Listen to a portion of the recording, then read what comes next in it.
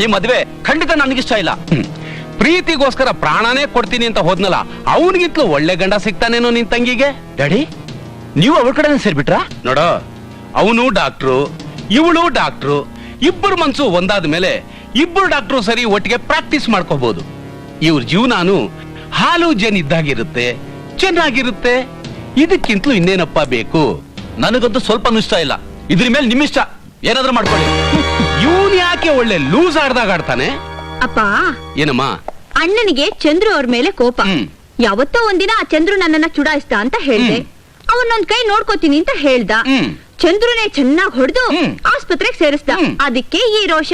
ಓಹೋ, ಹುಡುಗರ ಜಗಳ. ನಾಳೆ ಲಗ್ನ ಪತ್ರಿಕೆ ಆದ್ರೆ ಎಲ್ಲ ಸರಿ ಹೋಗುತ್ತೆ. ಕ್ರಿಸ್ತಶಕ ಶಾಲಿ ವಾಹನ ವರ್ಷ 1808 ಅಂದರೆ 1988 ದಿನಾಂಕ 2/2/89 ಸಲ್ಲುವ ಶುಭ ಲಗ್ನದಲ್ಲಿ ಬೆಂಗಳೂರಿನ ಸದಾಶಿವನಗರದಲ್ಲಿ ವಾಸವಾಗಿರುವ ಶ್ರೀಮತಿ ಮತ್ತು ಶ್ರೀ ರಘುಪತಿಯವರ ಪುತ್ರಿ ಚಿರಂಜೀವಿ ಸೌಭಾಗ್ಯವತಿ ಹರಿದ್ರಾ ಕುಂಕುಮ ಶೋಭಿತ